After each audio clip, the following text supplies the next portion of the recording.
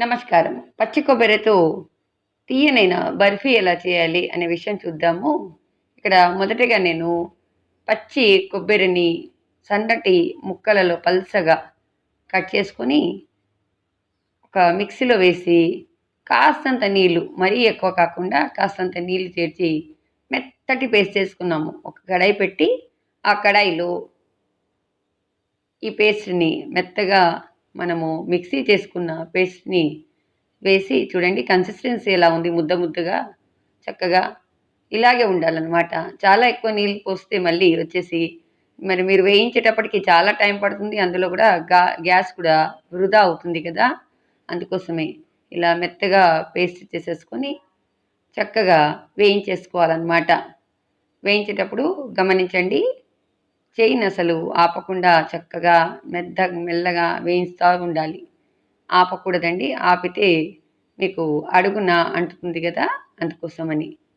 మెల్లమెల్లగా colour turn అవుతూ వస్తుంది. ఇప్పుడు ఈ పేస్ట్ అంతా దగ్గరగా వస్తుంది. ఆ టైం అప్పుడు మనము ఇప్పుడు నెయ్యి వేయాలన్నమాట. ఇంతకుముందు నెయ్యి వేయలేదు. అలాగే వేయించాము. ఇప్పుడు కాస్తంత నెయ్యి అంటే 50 గ్రాముల నెయ్యి, నేను 6 చిప్పల కొబ్బరిని పేస్ట్ చేసి తీసుకున్నాను. అందులో 50 గ్రాముల నెయ్యిని వేశాను. మీకు కావాలంటే ఎక్కువ వేసుకోండి. ఇంత సరిపోతుంది. ఎందుకంటే కొబ్బరిలో కూడా నూనె ఉంటుంది కదా! అందుకోసమని నెయ్యి శాతం నేను తక్కువ వేశాను. ఇప్పుడు మొత్తం చూడండి, దగ్గరగా వచ్చేస్తుంది కదా!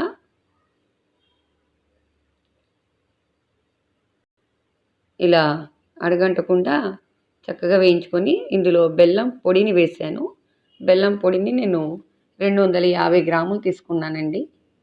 ఎందుకంటే 6 చిప్పలది వచ్చేసి 700 గ్రాముల వరకు ఉంది ఇది. అందుకోసమే నేను 250 గ్రాముల బెల్లాన్ని తీసుకున్నాను.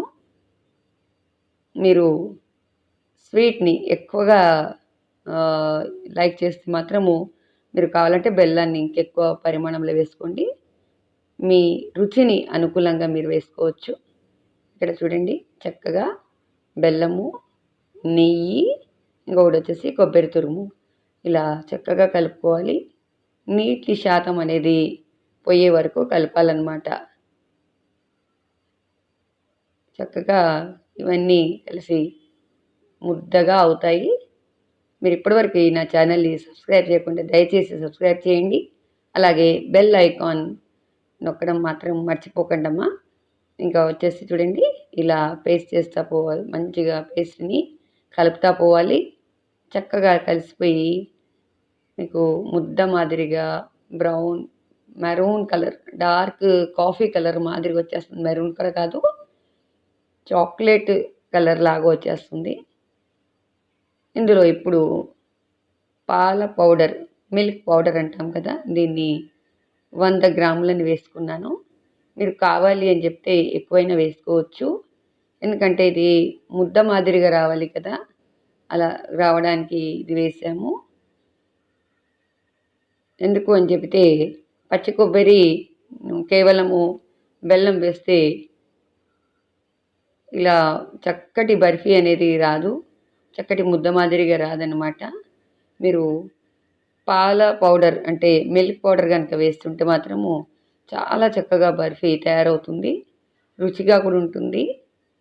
మీరు కావాలంటే ఇలాచీ పౌడర్ వేసుకోండి, నేను వేయలేదు. ఇప్పుడు మొత్తము గట్టిగా అయిపోయిందండి. అప్పుడు దాని తర్వాత మనము ఒక బటర్ పేపర్ వేసిన స్క్వేర్ షేప్లో ఉంది నా దగ్గర కంటైనర్. మీ దగ్గర లేదు అంటే మాత్రం ప్లేట్లు కూడా వేసుకోవచ్చు. బటర్ పేపర్ లేదు అన్నమాట పక్షాన కూడా మీరు డైరెక్ట్ ప్లేట్లో కూడా నెయ్యి వేసుకోవచ్చు. ఇలా చదునుగా చక్కగా చేసేసుకోవాలన్నమాట. దాని తర్వాత అరగంట అలాగే ఆపేసేయాలి. అరగంట అలానే పెట్టిన తర్వాత అది సెటిల్ అయిపోతుంది చక్కగా. అప్పుడు చిన్న ముక్కలుగా మనం కట్ చేసుకోవాలి. మీరు కావాలి అని చెప్తే డైమండ్ షేప్లో కట్ చేసుకోవచ్చు, కానీ నేను ఇక్కడ స్క్వేర్ షేప్లో కట్ చేశాను. మీకు ఎలా నచ్చితే అలా చేసుకోండి. దీర్ఘ చతురస్రాకమా, డైమండ్ షేపా, లేదు అని చెప్తే మీకు స్క్వేర్ కావాలా, అది మీ ఇష్టము. ఇలా మెల్లగా కట్ చేసేటప్పుడు కూడా తొందరపడకూడదు. నేను ఇక్కడ ఇందులో డ్రై ఫ్రూట్స్ వేయలేదు. డ్రై ఫ్రూట్స్ ఎందుకు వేయలేదు అని చెప్తే కట్ చేసేటప్పుడు మధ్య మధ్యలో డ్రై ఫ్రూట్స్ వచ్చేసి షేప్ అనేది కరెక్ట్గా రాదు. కట్ అనేది సరిగ్గా స్క్వేర్గా కాదు. అందుకోసమే నేను ఇందులో వేయలేదు. కావాలి అనుకునే వాళ్ళు డ్రై ఫ్రూట్స్ని పౌడర్ చేసుకొని వేసుకోవచ్చు. నేను ఇలా మెల్లగా ఇలా కట్ చేసేస్తున్నాను. కట్ చేసిన తర్వాత చల్లారే వరకు, ఎందుకంటే అరగంట తర్వాతే మనం కట్ చేస్తున్నాము, కాస్తంత వేడిగా ఉంటుంది. మీరు కట్ చేసిన తర్వాత కావాలి అని చెప్తే ఫ్రిడ్జ్లో పెట్టేసుకోండి. లేదు అని చెప్పితే మాత్రం బయట రూమ్ టెంపరేచర్ కూడా పెట్టుకోవచ్చు. ఇక్కడ చల్లగా ఉంది వాతావరణము, అందుకోసం బయటే పెట్టాను. కావాలి అనుకున్న వాళ్ళు, తొందర ఉన్నవాళ్ళు మీరు ఫ్రిడ్జ్లో పెడితే కూడా చక్కటి ముక్కలు వచ్చేస్తాయి. ఇలా చక్కగా మనం కట్ చేసి చల్లారే వరకు బయటే పెట్టాలి. దాని తర్వాత కానీ వీటిని మెల్లగా తీసేసుకోవచ్చు. లేదు అంటే మళ్ళీ ముక్కలు సరిగ్గా రావండి. ఇలా అన్నమాట. తీసేసుకొని ఇలా చేసిన తర్వాత ఆరిపోయిన తర్వాత ఇలా అవుతుంది. దాని తర్వాత ఇలా ముక్కలు మెల్లగా తీసేసుకుంటే బాగుంటుంది, రుచికి కూడా బాగుంటుంది. మీరు ట్రై చేయండి, మీ వాళ్ళకి తినిపించండి, అలాగే షేర్ చేయడం కూడా మర్చిపోకండి. ధన్యవాదములు.